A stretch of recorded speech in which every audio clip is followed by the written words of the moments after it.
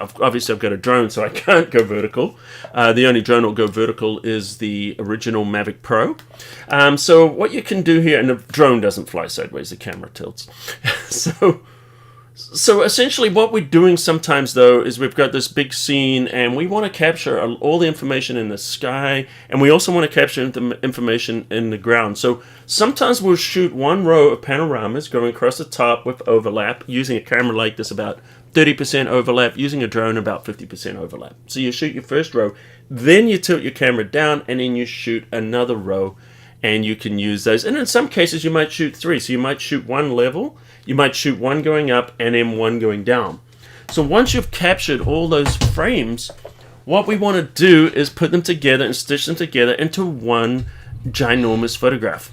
So this is what we're doing here. And so this is using an Inspire 1 Pro, which actually had some wide angle kind of stuff going on, and this is going to cause distortion, which is great, which is what we want, because I'm going to show you how to fix that. Alright, so what you're doing is selecting all your images. Notice these are raw images, they're DNGs. I'm going to right click and choose to open in Camera Raw. Now, even if you're working with JPEGs, you can also open these in Camera Raw, because this is where we're going to put them together. So when we go in here, we're going to get the new Raw window. And this is what Camera Raw looks like now as of last week. And by the way, if you don't like it, you can go back, you go under your Creative Cloud here, under Photoshop, and then see these little ellipses, you can go here and you can choose other versions. And this will give you earlier versions. So when you go back to an earlier version of Photoshop, that should give you an earlier version of Camera Raw. Now Camera Raw can also be installed separately, you'll see it here. So we can update Camera Raw separately. So if you don't like it, you can always go back. And the other nice thing about Photoshop is you can have more than one version running at the same time. So if you weren't sure about the update, you can run the update and you can also install a previous version, and you can have both versions going on there. So that's kind of a useful thing. All right, so here we go. So we've got this, and what we want to do is we want to stitch all of these together. So just one thing, I had a question last week when I read the questions, by the way, drop lots of questions into that pod. Even if I don't answer them live, I am going to go back and I'm going to see the I'm going to see those and read them afterwards. So one of the questions someone had is they didn't know how to change this film strip. So in the new Camera Raw, you click and hold, and you can change the film strip horizontal or vertical. Personally, I prefer it vertical because it gives me more room to work with the photos. And it looks like somebody got that right. Made in Japan. Yes. Is that Mike? Were you the first one there? Do a smoke on the water effect. I think Mike was the first one that got that. Yes, Deep Purple, Made in Japan, their live album. That's where they said, can we have everything louder than everything else? Well done. All right, so what we want to do now is we want to select all the photos. So there's different ways that we can do this. Let's see how it goes in the new one. You can just click, see this little ellipsis? Just click and choose Select All. Now that's quicker than the previous version. In the previous version you had to click up here and then you had to select another one. So you can work quite quickly with one individual stroke on here. It's kind of nice. And so what we've done is we've selected all the images and now we want to stitch them into Panorama. So go back to these ellipses, hold down your mouse button or your tablet or whatever you're using, and then we're going to go down to Merge to Panorama. So if you've been wondering where some of these settings are, by the way, these settings are here, syncing, all those kind of different things, and film strip orientation is also here. So you got a lot of things, but let's do Merge to HDR, Merge to Panorama. We can also merge HDR and HDR panoramas in here. Now this is going to go, and we're going to see something that's going to be kind of interesting when it pops up. It's not new in this version, but it's a newer feature that some of you may not be aware of. So this is when we get the panorama. We get this hemispherical kind of thing, you know, like a globe. When you peel all the globe or flatten it out, it kind of looks like this. Now, because I was using the drone, you can see I started my rows on the left-hand side, and I've got 1, 2, 3, 4 photos, and I've got 1, 2, 3, 4 on the bottom. But notice I shot the bottom one, so it's a little off tilt. So that means that our boundary warp, this is our option here, that we can just drag this and it'll stretch it out like gum. So, you know, when you print on gum or silly putty and you stretch it out, that's doing the same effect. But notice it's not going to work very well because we don't have even rows. Now, had you been going on a tripod and you were actually using points to line up using the grids, you would get these a lot more accurate. Okay, so we're basically, the previous option we had is to choose auto crop, and this will crop in here and get it in. But notice that we've got like cutting off the crane and different things like that. So I'm going to turn off auto crop. And here's an interesting option which works surprisingly well, fill edges. And look at that. It's not perfect, but that's pretty amazing. So what it's doing is it's using content-aware technology, you know, content-aware fill in Photoshop. So we can see we've got a little bit of an indent in the building, but it reconstructed this part of the building. We've got stair-stepping here. We've got a little kind of a half thing going on there and doubling. But obviously it's got to pull the information from somewhere. But look at that. To fill that up, that's pretty amazing. You could go in and just do a little bit of cleanup work here, and you could use the whole photo if you wanted. So I like that. So now these options that you have now, before you click merge, right now it's just a preview. It hasn't actually done it yet. So these options are not going to be available later. So once we hit merge, we're going to lose the option to do boundary warp, fill edges, or change the projection. Typically, spherical is going to work for most of the time. So why don't we go ahead and hit merge. Now these other ones do have their places for different types of shooting. So let's click merge right now, and what it's going to do is it's going to create a new file. It's going to be a new DNG file. It's going to be a raw file, and the reason it's creating a DNG is because it's keeping the entire dynamic range there. And also, if you were working with something like a HDR, it would also work as the DNG. So we're just going to click save, and then what it's done right now, we're looking at that DNG. See at the bottom there, it automatically imported that new file. So what we're looking at right now is all those images stitched together. Alright, so it's looking a lot better. It's obviously not perfect yet. We've got some more work we can do on it. So why don't we do that now? So I'm going to hide my basic panel right now because I'm not too worried about that. And let's just go in here, and I'm going to be in responsive mode.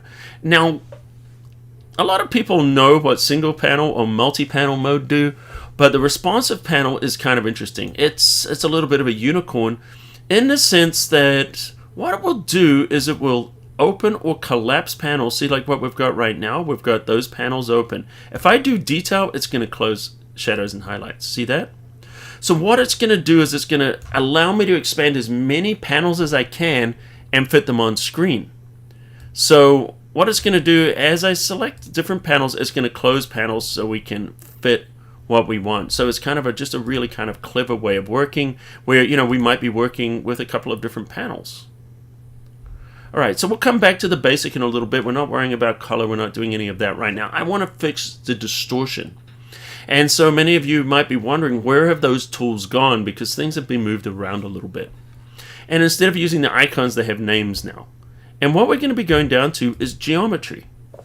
And think about that. Geometry is shapes. So think about geometry as a way of working with those different shapes.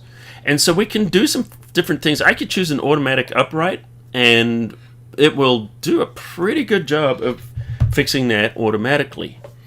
Let me just make sure I'm here. I'm just bringing up my things. Alright, so what we want to do here, though, rather than doing that, and that's not bad. I mean, if you look at this before and after, you can see the auto does a really good job, and it's a great place to get started, and it works well, you know, for a lot of situations. But we're going to manually do it, so we're going to go all the way to the end here, and we've got the guided upright options. So what we can do now is we can draw our guides. I'm going to draw the first guide, and I'm going to say, you know what, I want that to be level. So it's not going to do anything yet until we add a second guide. So why don't we go to the other side here, and we say, you know what, I want that to be level. And now it's going to straighten it between the two photos. See that? And if you want to get some perspective, well, you can force that perspective just by moving these. See what I'm doing? I'm just pulling them out a little bit and saying, I want these to go up in perspective a little bit. And we can also use it horizontally. There's other things we can do with this. So this is definitely looking a lot better. Why don't we look and see what else we can do here? As far as straightening. So here's an interesting thing. If you bring the photo in from directly into Camera Raw from your hard drive, or maybe you go through Bridge, you're going to have the crop tool. If you open it from Photoshop, you're not going to have the crop tool. And the reason for that is because you can go into Camera Raw from different layers, and you don't want to be cropping your documents from there. So you would crop in Photoshop if you started in Photoshop. So that's where the crop tool doesn't always appear. But if you open it in Photoshop and you're looking to straighten or level something, the crop tool's not there, which has the straighten tool by it, by the way. You can see there's our crop and straighten. It's all there together. But if we go here, now we can manually go down, and if you see the one that says rotate, as soon as we click on this, it's going to give us a grid, and now we can use this to straighten our photo. And then we also have some interesting options here. Watch what happens when I do vertical. See how it tilts it? So it's almost like I have this on a sheet of paper, and then I'm tilting it this way. That's what happens when I do vertical tilt. Horizontal is going to enable me to move it this way. So let's look here, and we do the horizontal. Watch what happens. See how we can tilt it from side to side, just like tilting it on a piece of paper. It's kind of useful. Now, aspect ratio. Sometimes when we do this, things can get too skinny or things can get too fat. So we can go here and we want to fatten it up a little bit. Let's turn the aspect ratio down and see how we're stretching it out that way, is essentially. So we can stretch it up or we can stretch it out by changing the aspect. Let me show you. See that? So we're going to stretch it out a little bit. Now, we've got all these gaps, so we just want to scale in to fit it. So I'm going to use scale now. And I notice up here that little wiggly thing. I'm going to scale all the way in so we can crop out that issue. Maybe even go further. Okay, so now we're scaled all the way in. But notice that we're showing the whole crane. Not like when we went to do that auto crop earlier, we were going to lose it. And now we can reposition this within the frame with the last two sliders. Offset X just slides it. See that? We're just sliding it side to side. Offset Y, sliding it up and down. So that's what all these different options do. Alright, let's go in here and we're going to have a look at the basic adjustments. And under the basic adjustments, the first thing I'm going to do is I'm just going to give it a little exposure, brighten it up, not too much. And I'm looking at this and it feels too contrasty right now. Let's pull back on that contrast. Much better. And that's one thing, just watch that contrast, guys, because I see a lot of photographs that have just got too much contrast, which is the whites and blacks being punched. And what it does is it kind of crushes the detail out of the photos.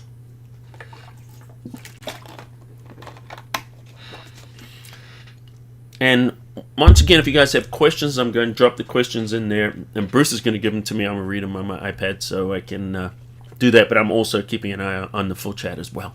All right, so now that we've done that, why don't we just play around a little bit? We could recover those highlights a little bit and the shadows there.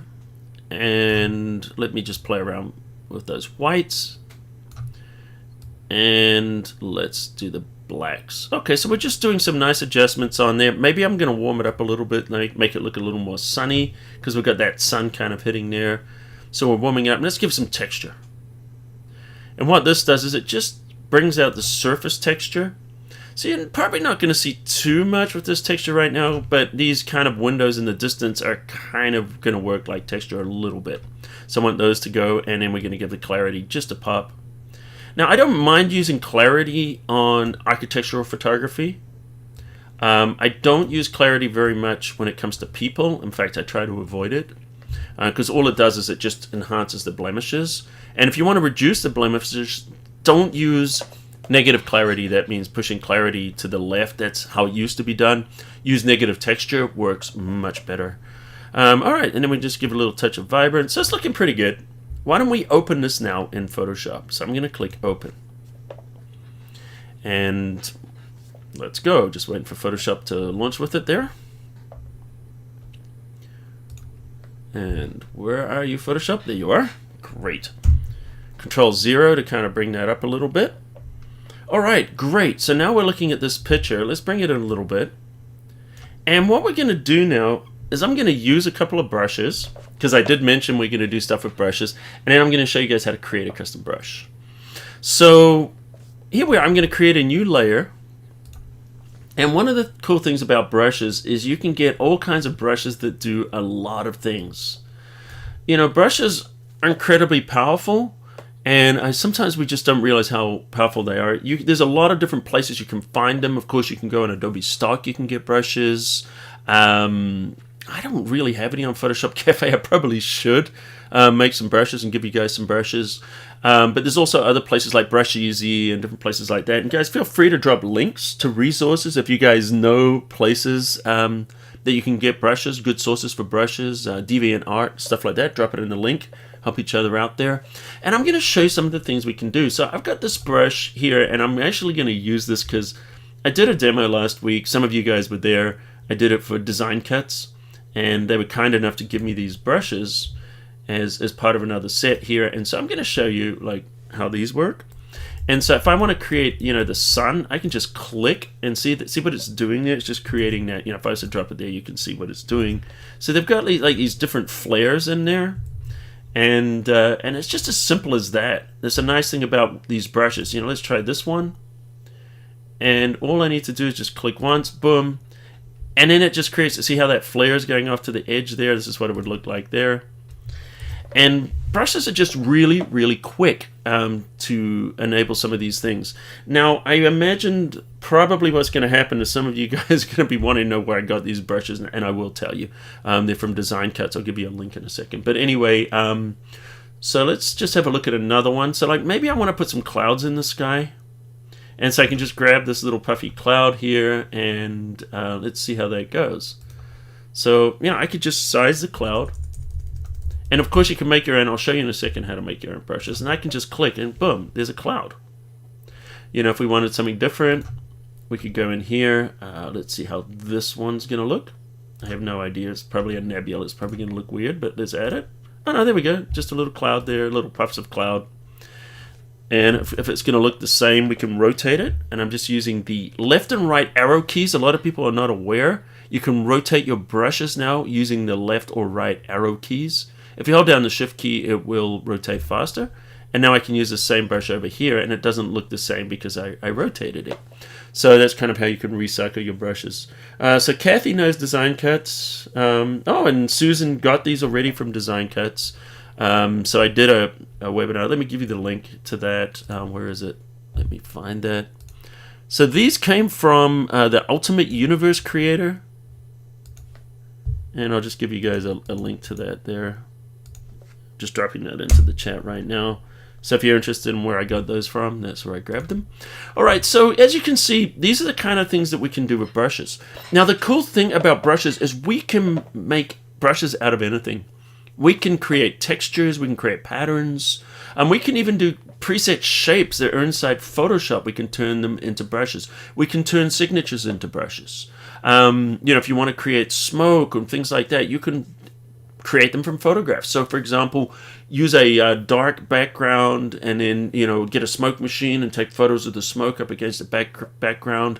You can take photos of textures, scratched and gritty textures, and turn those into brushes. So I do that a lot. Like I will take photos of all kinds of things. So when I'm out and about and with friends and they wonder, well, why are you taking a photo of that? I'm taking a photo of a wall or the sidewalk, and they're like, there's nothing there. But what I'm doing is I'm taking a photograph of that texture, because that texture can be used as a brush. It can also be used as an overlay. Let me show you another example of something that I've got here. And let's go here. Is there a place to keep brushes you use a lot to use them quickly? Yes, absolutely. You can load your brushes here into Photoshop. And now in Photoshop, we can actually create groups. So this is what I'm doing here. This is the brush tool inside of Photoshop. Let me pull that up a little bit.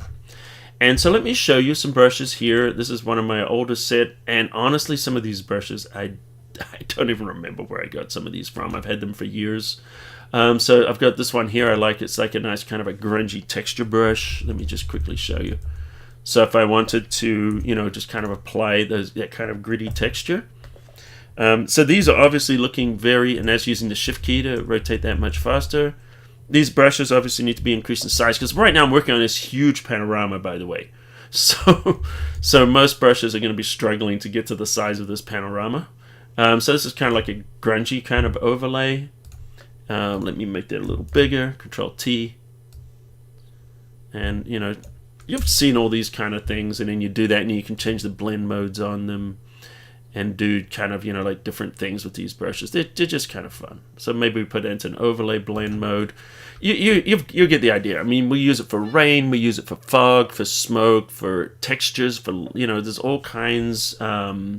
You know, those are some brushes I got there. You know, there's textures. Let me show you another thing we can do here. So maybe we've got some textures. Let me type in here. And here's some textures I grabbed from Adobe Stock. All right, so there we go. So we're in Adobe Stock right now. We're finding a texture, and maybe we want some of this, I don't know, wood texture. Let's have a look. Let's see what we've got. And by the way, this is completely off the cuff right now. So I'm just, okay, there was one there. I like that. That's kind of cool. So all I need to do is just hit the plus button, and it adds it to my library here inside of Photoshop. So this is my library. So essentially what we can do is just type in there into the search, and you can search these things. And by the way, you can also choose to work on Adobe Stock, or you can search just on your local machine in your own libraries if you prefer to do that. So if we go, you know, we have that option.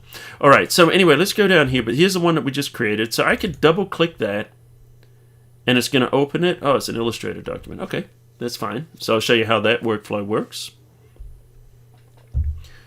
And we don't want to know all the new features inside Illustrator. Just give me the texture. Okay, so here's the texture. So some of these textures are going to be Illustrator. Some of them are going to be Photoshop. Let's create a new document in Photoshop. File new. 1000 by 1000. That'll work great. Okay, and then all I'm going to do now is watch this. I'm going to go into Illustrator. And I'm going to drag this into Photoshop. So there we go. We're dragging that right now. Let's go to Photoshop. And I'm just going to drag it and release it compared to a normal layer. What happened there? Okay, let me try that again. There we go. I need to get these side by side. There we go. Drag that from there into Photoshop, and boom.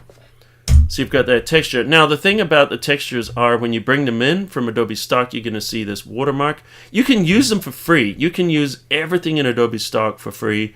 It's going to have that watermark, and if you want to purchase it, you'll just click on this little thing here, and you can actually purchase it, and it'll give you the high-res version, and it'll remove the watermark. But right now I'm just going to show you how to create a brush. So say I want to create a brush out of that. I can just make a selection here. Let me make this elliptical selection around that area. And I want to kind of feather that, so I'm going to choose Select, Modify, Feather. And so I want a soft edge on here, maybe 100 pixels. And now all I need to do is go up here, and I'm just going to convert this. So if we go under Edit, and then we choose Define Brush Preset, we're going to see this is what the brush is going to be called, and we'll call it Dots. Okay, boom. And now we're done. We've created that brush. And I'll show you an easier way how to create a brush in a second. So let's create a new layer here, and I'm going to zoom into 100% because this is a huge image, as you can see there.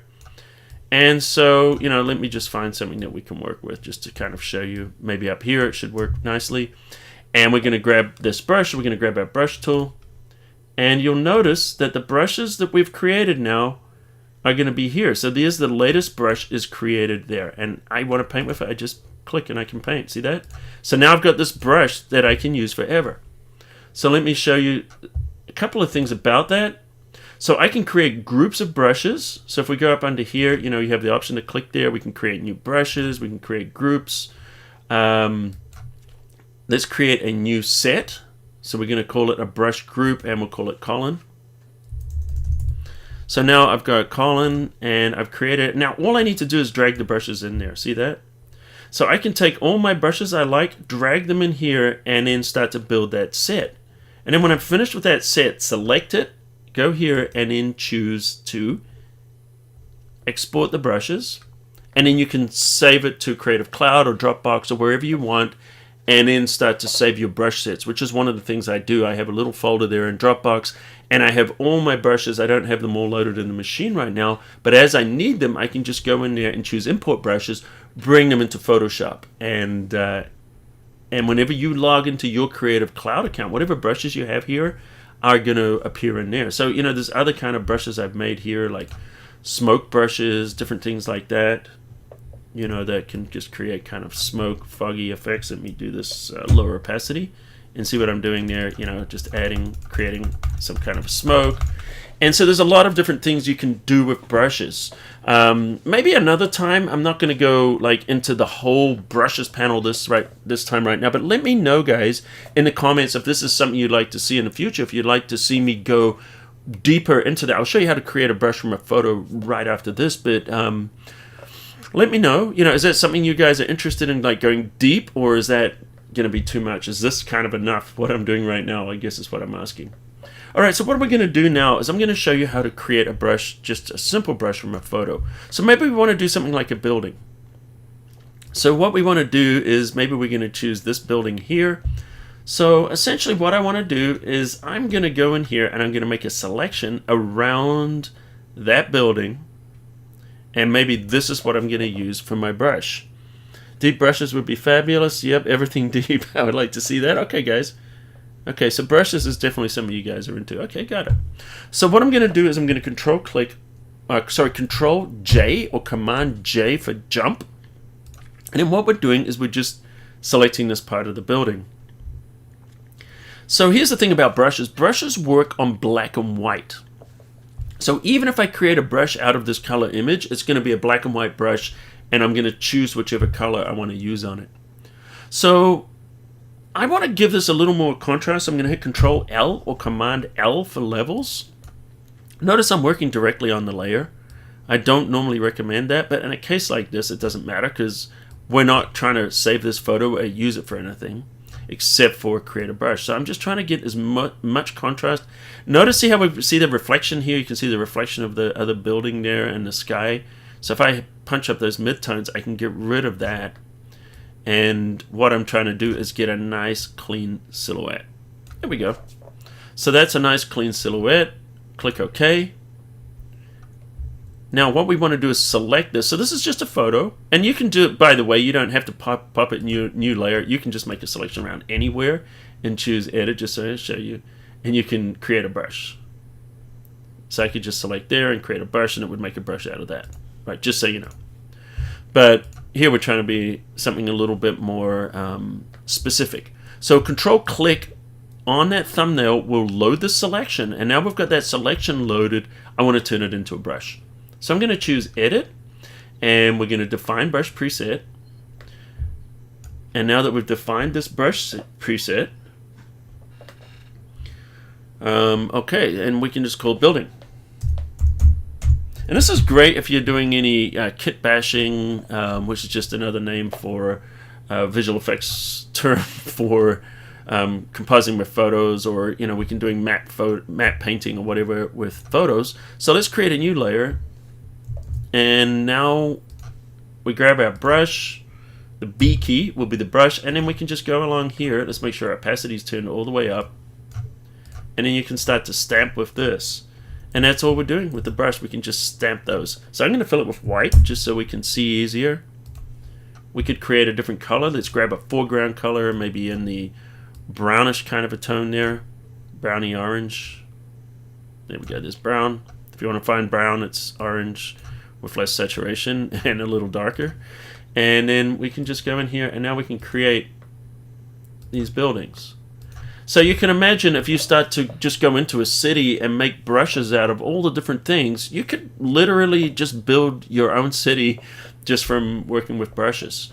And once again, you can do things with signatures and different things like that, and it's particularly useful. Question about custom brushes. How do we set the softness, hardness of a custom brush? Oh, that's a good question. I don't think you can. When you're doing an image-shaped brush, because what we're doing here, let me go into the brush presets, and I'll show you something. Try not to get too deep into these brushes, but it looks like we're going to jump in a little bit. Okay, so here's the thing.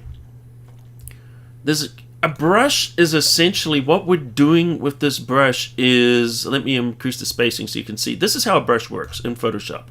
It's a sample of a picture. So whether it's a circle or whether it's an oval, a square, whatever it is, it starts with a shape. So here's our regular brush. Look, it's just a circle. And then you decrease the spacing so you get it close together, and then it will create a stroke out of that brush. So let's go back to our building. I think it was here somewhere, was it? I probably shouldn't have clicked away from there. It should be right at the end. Okay, let me find it here and then I'll go back to it. That'll be easier. Okay, so let's select that brush there. There we go. And now we'll increase the spacing. So all we've done now is we've taken that brush and we've squished it together essentially. So if I keep the spacing like that and then I draw, it's going to draw a whole bunch. If I push it together, now we get a brush stroke. So that's essentially how a brush stroke works. Okay, so when we go in here and then we go into the shape dynamics, we can change things like the size. We can go in here, we can change the transfer, different things like that. But as far as going in there, under the brush settings, I do not believe that we can make a soft edge brush out of that. So, yeah, because it's essentially you're stamping with a photo. So you're not really trying to do that. So the way you would have to do it is you would just have to feather it. Or if you want to have that soft edge, when you create that brush, just feather it like I did. Remember when I created this other brush here? This one? Remember I feathered the edges on it? So this one could have a soft edge because of that feathering. So when you're stamping a photograph, yeah, you don't have those options. So all right. That's what we got there. So no, you can't adjust that hardness. So that's kind of essentially what we've got there. We've done the panorama, and we've also gone in there and we've worked with custom brushes. Now, if you guys are interested, which sounds like you are, we'll do something else with brushes at a later date. So what we're going to do now, though, is we're going to do Fix My Photo. It's time for that. So I've got some photographs that you guys have contributed, and we're going to work on your photos, and right now I'm going to show you what we're going to do. And I've got some nice ones here. You guys have done a great job. Fix My Photo. Let me make sure I've got the right one, and here we go. Now Bruce is going to give you a link right now if you guys want to contribute your photos. So notice now we've got some RAW files and some JPEGs. So we've figured out how you guys can load your photos into Dropbox. So just upload your photos into Dropbox and put your name. Make sure you give us your name in here, and RAW file is great. JPEG is fine. And if there's something that you specifically have an issue with, just put it into the file name and I can just look at that. So as we can see here, we've got photos from Anders, from Jan, Mike Hughes has contributed 2, Ray has done a couple, Shannon Hobbs has done 2, and we've got one here from SmartPix Africa. Any of you guys in there, say hi in the chat there. And we're going to go ahead now and we're going to look at some different things in the photos. And by the way, guys, thank you for dropping these photos in here. They are absolutely beautiful. And I do have a favorite. Why don't I just go ahead and just say Shannon Hobbs. I'm double clicking and bringing this. Look at this photo. I just love this photograph. It's incredible. It's just so much mood. I'm going to guess this is a Grand Canyon. Let me know if I'm wrong. Actually, I'm going to guess it's a Grand Canyon. Are you there? Let me see. Shannon here. All right. If not, you'll be watching this in the the replays, which go up half an hour after this. And by the way, guys, before I jump in here and I do this photograph, we start with this one. Do me a favor, hit that like button. And the reason I'm asking you to hit that like button is because that helps kind of push it out on the algorithm and it brings people in here. And the other thing is, if you're new here and you haven't subscribed yet, consider just hitting that subscribe button right now and turn on the notifications, and then you'll know when we go live. Because what happens is those live notifications will be sent out on YouTube, and you guys will know. Now, we're a little bit down on numbers this week, and I'll tell you why, and that's because I didn't send out a newsletter. This week, this is purely from the newsletter a couple of days ago, letting people know this was coming, and the live notifications. So I wanted to see how well those notifications were going out on YouTube. So, so this is good. This is great. So anyway, and another thing on YouTube, Russ mentioned a little bit earlier on, we passed 200,000 subscribers on Tuesday. So thank you guys for subscribing, and I really appreciate that. And I've got lots and lots of good stuff to come. All right, so why don't we have a look at this photo? There's a lot of things we could do or not do. I'll be honest, in some ways, I just love this photograph as it is. I love this feel. Look at that texture and that mood and the snow blowing. This is just, I love it. Okay, so maybe we could go in here and we could clean it up a little bit, like maybe push up the exposure. We're going to increase the highlight, shadow recovery a little bit, and then I'm going to push up these whites. So there's different ways we could go with this. You could really go hard here and recover the highlights and just really start to push that area if you wanted, which you don't necessarily have to. Remember, I'm going to show you a few different options and variations here. But one of the things I might do is push that up a little bit. Maybe push those whites just a little. Open up those shadows, because I just want to kind of just brighten it up a little bit, because we've got this white snow, so I definitely want that snow to be white. Now here's an interesting thing. If I wanted to bring out more of this is a perfect place where we could go in and we could use our dehaze. Watch this.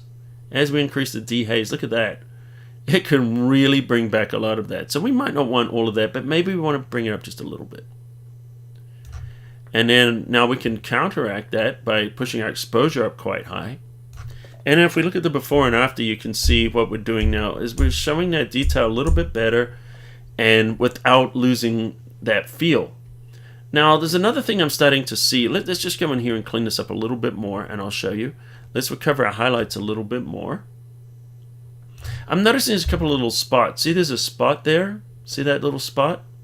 So what we want to do is just grab our spot tool there and make it just a little bit bigger than that dot and just tap, and that will get rid of that very quickly. And let's just go back to the top there, and we can see we got rid of that nicely.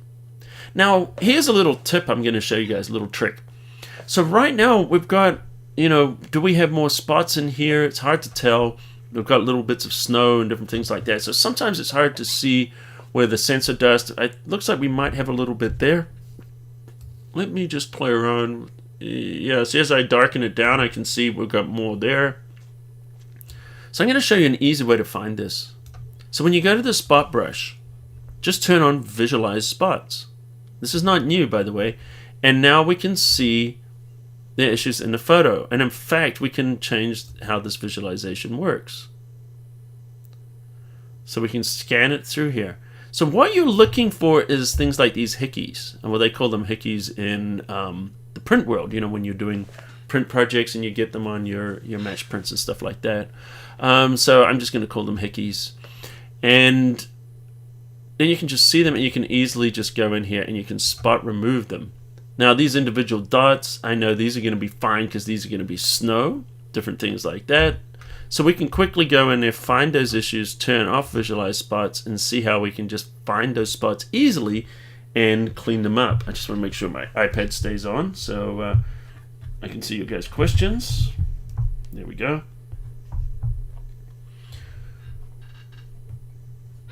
Okay, and Polka Dot Studios has a signature brush, and sometimes it's soft, probably because you're using it larger than the size it was created. So you don't want to go above 100% in those brushes, just to kind of go back to that. All right, so let's go here, and maybe we can play around with the temperature. We could make this a little bit cooler, or we could go here and we could warm it up. See how we're changing the feel of that just by playing around with that temperature? And maybe give it a little touch of vibrance, but you don't necessarily want to push the color in here. You might even go the other way. It just depends, once again, on the mood. And if you've watched many of these, you'll know that, I'll go very many different ways because it's about the mood and it's about the atmosphere and what you're trying to say, the story you're trying to tell with the photograph. So maybe just hit here or hit the white balance tool. And by the way, someone was saying they couldn't find the white balance tool. It's here under basic. It's just right there. And just click on an area that's white, and that will set that. See what we're doing? So it'll think this is white, and see how that'll completely change the color. Actually, it thinks it's gray. I'm sorry, white or gray. And so you could go in here and change the mood, or just click on the white, grab that white balance tool, and click on an area of white, like here, and that will set the proper white balance. So it's kind of quite useful. Alright, so anyway, I'm not going to labor on this photo all day. I love it. I probably could. So let's go here. We've got some others. So I'm going to select all of these, and why don't we're not going to have time to go through them all, but let's open them in Camera Raw. And I love this film strip, how quickly, easy that happens. Okay, Anders. Anders has got this Nikon RAW file, beautiful waterfall. I'm loving this. I'm going to imagine for a name like Anders, this could be somewhere in the Scandinavia somewhere. So obviously it's a little dark, so why don't we just go in here, and the first thing we would do is turn up our exposure. And then for a photo like this, I'm probably going to reduce the contrast just a little touch, not too much. And now we're going to recover our highlights. What I'm looking for is the water. See how it's kind of blowing out here in the water? And you can kind of see it there in the histogram. So I'm pulling those highlights to get rid of that. Now if you hold down the Alt or the Option key, you can see when those highlights, see how in the bottom left there you can see that? So I'm just going to go until those are gone. And now we're showing all the details. So a lot of the goal in editing photos is you want to restore the detail. So what you're trying to do is bring out as much detail in the shadows and the highlights. And then you can choose, hey, do I want to show this area? Do I want to hide it? Do I want to make this picture? How do I want to apply the effects? So there's kind of two steps. One step is to get the picture really good and then apply your visual effects or special effects, like, you want to go noir or whatever. But it's always good to start with a good clean photo before you apply, your presets and all those kinds of things. Just throwing that out there. Okay, so let's go into the shadows. How much shadow detail do we want to bring out? As you can see, we can bring out a lot, which is obviously way more than we want. So let's pull this down, and I'm just looking at it. I'm eyeballing it, and I'm looking in this area here. So I want to have just enough detail here, so we're just kind of looking at that. Another thing that works really well with landscape photos, outdoor photos, is just push up the temperature a little bit. Just slightly warm it and see what that does. Just grasses just love temperature. Warmth into grasses, into greens is just like, it's like icing on cake. It's just magic. They love it. All right, so that's going to work quite nicely. And then we've got some other things. Now I could apply texture, because see, this rock is a perfect situation for texture. So if I turn that up, see how we can bring out, obviously I've overdone it, but we can bring out the gnarliness of this. Looks great, but it's ruining the water, because the water, we want that nice, flowy, like hair, beautiful, smooth flowing. And also in the background, we don't want to punch the texture here either, because when we do that, it's kind of flattening the photo out and making it difficult to look at. It's too busy. So why don't we go in here, we're just going to double click there to reset that texture. And rather than apply it to the whole photo, what I'm going to do is I'm going to grab my Wacom pen here. And of course you can still do this with a mouse. It's just a lot easier to paint with a pen. And I'm going to grab the brush. And if we look at our tools here, we've got our little toolbar, a little bit like in Photoshop now. Instead of being scattered across the top, I can focus on all these in this one area. I know some of you like it and some of you hate it. Let me know in the comments. Do you guys like this, or do you dislike the new Camera Raw? I'm curious to know. And I also put a poll in YouTube under the community tab. Feel free to vote in there. Okay, so now I'm in here and I want to make this edit. Now, one of the things that's beautiful that I love, and I brought it up last week, is there's an option that resets sliders automatically. So now when I go in here and I go into the settings under the brush, I don't have to reset them every time. It does it. So I'm going to turn on the mask options and change the mask color. Let me do that slower. The mask options here is going to enable me to see what I'm painting, and this will enable me to choose a color. So why don't we choose, something like, let's just choose a white. And I also want to go under here. See, there's our options. If you're looking for those options are there, and I'm turning off auto mask. And now what I'm going to do is I'm just going to paint here, because I just say, this is the area I want to select. So all we're doing is masking. It hasn't changed anything yet.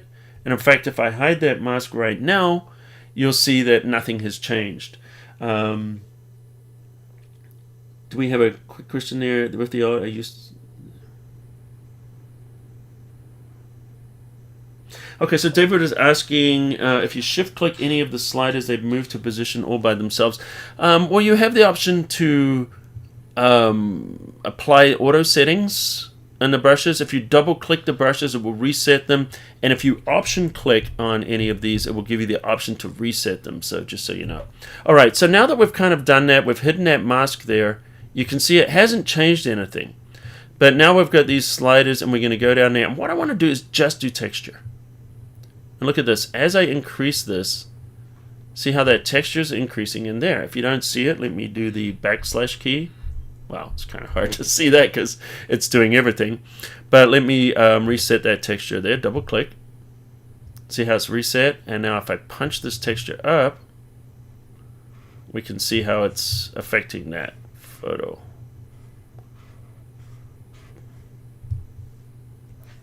Okay, there we go. And now, see what I'm doing now? I'm painting with that texture. And see how I'm just going up here now and I'm painting? You can see how it's affecting it. See that? And some are, it's quite obvious in some areas and not so obvious in other areas. But see what we're doing now? We're painting over the top. Yeah, you can see it definitely now. And so I'm painting that texture just into this rock. And now I've really kind of punched that up there. And the reason, and if you roll over here, you can see that's where I selected. What's going on here? We got something weird going on there. I think, I've created more than one brush. That's what happened. Okay, so don't worry about it. But it's still working fine. So we've got our texture here that I've pushed on that brush. And notice what we're doing here. We're applying the texture just to this foreground area only. And it's not hitting the background. So what it's doing is it's pushing this forward. Because the perception is when things are sharper, they're closer to you. When they're blurry, it means they're further into the distance, unless of course we were focused in the distance and the foreground was out of focus. But in this situation where everything is in focus, when we're shooting with a what are we at there, aperture there, 24mm, interesting, and we're f13. Okay, so f13 is kind of not too shallow, it's a deep depth of field, so it's not putting the background out of focus. And so we can kind of manually do this by sharpening this foreground. It pushes it forward towards the eye. And we could also go in here and we could do things like the rock. Look at the texture really working on that rock. See that? I don't want to do it on the water though. I just want to do it on the rock. And what we're doing is bringing these sharper areas forward, and that's giving, see how it's giving the impression of more depth? So if I hit the backslash key before and after, you can see it's giving that impression of depth. And what I can do is, let me just in a minute, I'll show and hide this. So let's just turn, the overlay by the way just shows these. So here's the thing, once you've gone there, if you feel like that texture's too much, I can go in here and I can adjust it after the fact. So I can reduce it if I feel like, oh man, that's too much texture and I want to reduce it, I can do that as well. And then of course, we've got the ability to apply all these things. So let's make sure we select out, there we go. Select that first. There we go. Look at this.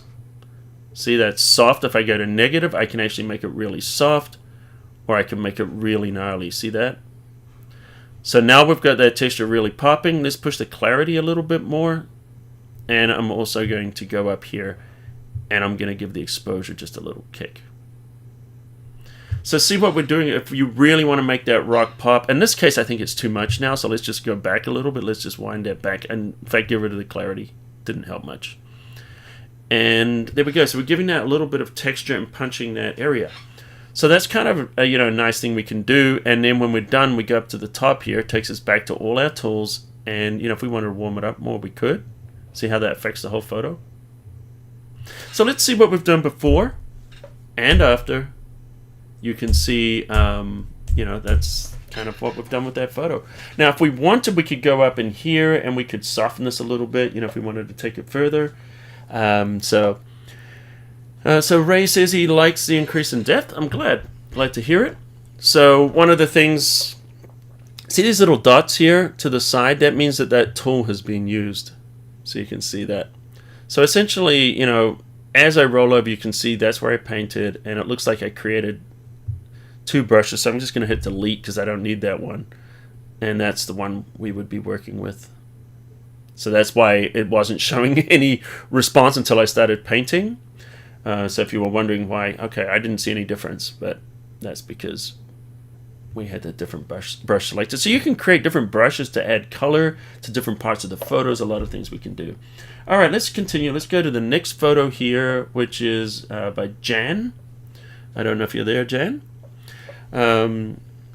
This is really nice. We've got these beautiful herons or storks or herons. I think they're herons in the foreground here. This is very nice. She's obviously using a more shallow depth of field, or just the background is further away. It's looking really nice. I like that. So one of the things I might do on this one is I feel temperature. Actually, get out of selection. Let's go here. The whole thing. Okay, so let's go here. And see how the temperature, because I can see we've got the sun starting to break here. And by warming that up a little bit, it just makes that sun glow. So now we've got that beautiful early morning, late evening glow of that sun just really hitting. And I haven't really done anything. If we look at that, all I've done there is change the color temperature. No, I haven't. Let me reset this whole thing. I don't know why it's there. So to reset, hold down the Alt or Option key, hit the reset. There we go. Everything's reset now. And we should be good. Okay, this is weird. Okay, I'm going to hit the Control. Double click. That is odd. Okay, so generally speaking, when I do that, that should reset it. There we go. Alt or Option key will reset the basics. So if it makes you feel any better, I am also learning the new changes inside of the new Camera Raw. So it's going to be a little bit of a learning curve for us also. Hopefully you're, and Nick Cranes, thank you, Derek, for that. So you're like, oh, wow, okay, so Colin, is still trying to learn it too. Yep, we don't. Takes us all a little moment. Okay, so what I'm going to do now is I'm going to take the temperature. Watch what just increasing that temperature does. And obviously now we want to brighten it up a little bit. Let's hit our exposure. Recover our highlights a little tad. I'm not going to open up the shadows. We don't need to, but it does need contrast. So I'm going to push the blacks to the left and watch the histogram here. As I'm going to, and by the way, if you didn't know, you can also drag on the histogram. I don't know if you guys knew that. So that also hit my blacks. Same with the other side. If I want to hit my whites, I can drag. And if I want to hit my highlights, I can drag there too. See that? So you can drag on that histogram. A lot of the time I prefer to just kind of do it here. Great, so we've given it a little bit more contrast, maybe a little touch of vibrance, and I would give this one maybe a little texture. And let's see what we've got. So there's before and there's after. I definitely want to increase the exposure a little bit, make it a little brighter. There we go. And let's recover our highlights a little bit more. Alright, so we look at this before and after. It doesn't take a lot to just kind of bring something out in that shot. Alright, so I'm going to go down to one here because we've got this one here is definitely a challenge. And so this one's called Young Artists by Ray Leeper. So we've got two kind of options we could go with this. Now, here's the thing. Had I photographed this, I mean, I get it. You're capturing for the highlight detail. And are you here, Ray? Let me know if you're there. So one of the things here is, this is definitely a good situation where HDR would have worked really well.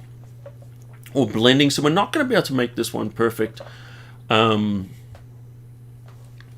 me just zoom out a little bit here. And let me explain this. So you've set the exposure here has been set, for the midtone. This is a perfect situation. See, these highlights are too bright. And they can't be captured. And the shadows are too dark. And we've lost detail. So essentially what's happening here is we're lacking dynamic range. Dynamic range means details in the highlights in the shadow.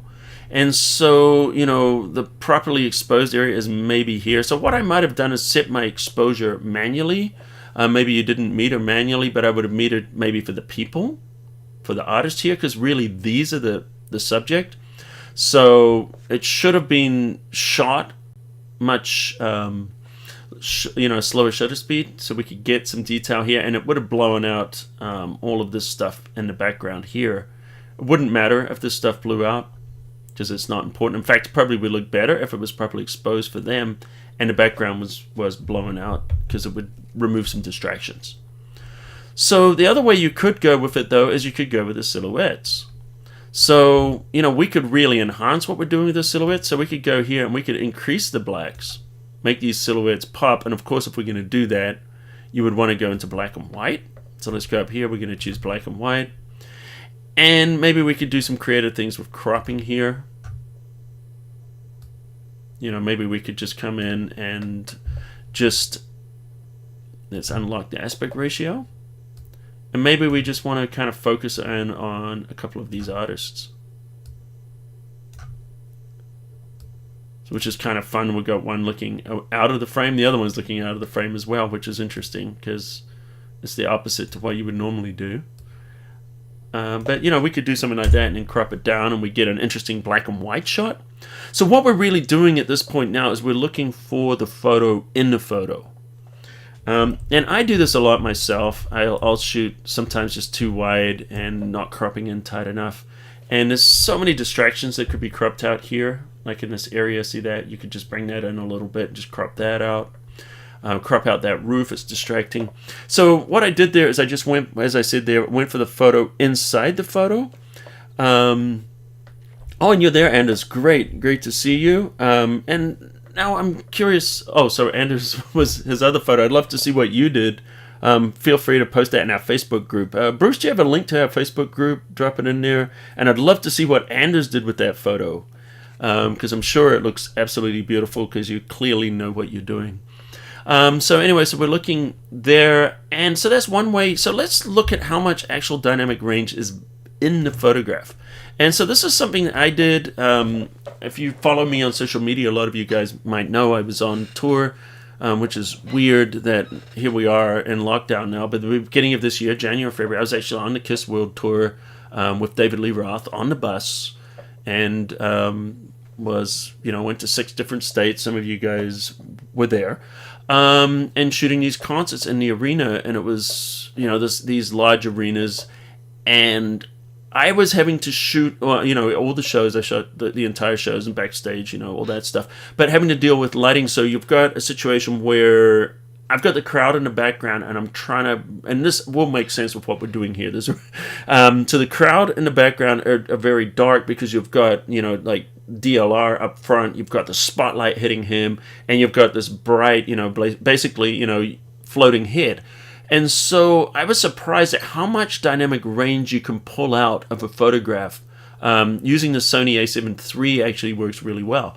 In this situation, because we've got the JPEG and we don't have the RAW file, we're not going to be able to pull out as much. But let me show you what I did on the tour. And I wish I could show you those photos, but I can't use those in a public demonstration. So the first thing I want to do is see, okay, how much can we get out of these people? So let's turn our exposure up. And you can see, okay, there's something in here. And then, okay, so that's, I'm not worried about the background. I care about the people here. All right, so the other thing I want to do is I want to open up these shadows. Notice as you do the shadow adjustment, you really introduce a lot of noise. So that's why I pushed the exposure up so high, because the shadow highlight will get that noise in there. So eventually we're going to get that in. But here's the thing, if we use this with dehaze a little bit, we can start to cut through some of that. We're going to recover all these highlights. And now, this is not going to look perfect. I'm just showing you this is what we can do to really go hard and bring some stuff out in these photos. So we can go warm it up a little bit. I'm going to reduce the texture just a touch and give it a punch of vibrance, because I definitely want that color to come out a little bit more. And see what we're doing here, just looking at this already before and after. See, now if we had a RAW file, we would be able to pull out a lot more information. And it's amazing how much information is in that file and how much Lightroom can really pull out and recover. So now we're starting to get a problem where we're getting noise. So then you would want to go into our detail here, and then we would go into 100% view. So let's just keep clipping to where 100, and we can see that noise. See the color noise where we've got the speckles of different colored spots? Very, very easy to get rid of those. Just move that color noise reduction until those disappear. So those are easy to deal with. Now we've got problems here with chromatic aberration. We've got, all kinds of things going here. So let's go here. We can do a little bit of the noise reduction. Just get rid of some of that grain. And then let's see where we can do that with the chromatic aberration. And I believe that's under our optics. Remove chromatic aberration. See how that's looking a lot better now? Let me show you. Before, see the color fringing around the edges? After. And of course we can go in here and we can use profile corrections, which I'm not going to do. And we could even go into the defringe, and if you've got color, see like we've got some of these colors there, like those purples are kind of hitting those edges. We can go in and we can adjust these. Let's see if it's even going to work. I might have to sample that fringe. Let's go in there and click on that. Okay, it's outside of the range. But see what I'm doing? And it's it's pretty hard to get it in here once again, you know. Oh, there we go. See that? So those edges, we're kind of cleaning that up. You could see there. This is how it was. So we're pulling those purples in. And so we're going in and we're just doing as much as we can on this photo. So this is still not going to be an amazing photo, but I just want to show you the range of things that you can do here inside of Camera Raw. And this is the same as Lightroom. And then we could go in here, we could crop it. I'd still want to crop that out. I'd want to crop this out. That drain pipe is not adding anything to the story. And, you know, so we're essentially looking at that, you know, before and after. So, you know, is it a perfect photo? Absolutely not.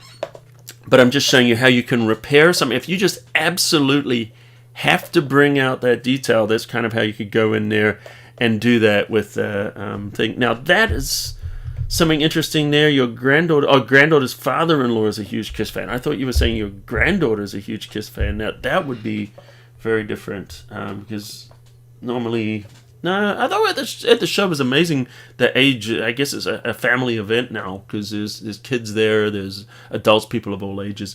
So anyway, guys, that is going to end our official part here of this week. I want to ask you guys a few things, though. I'd like you to, first of all, submit some photos for Fix My Photo because we're coming back next week. We're going to be here at 1 p.m. We're going to do this again.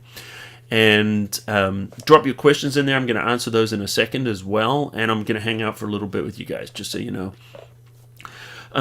So don't forget to do that. The other thing is hit that like button, hit the subscribe button.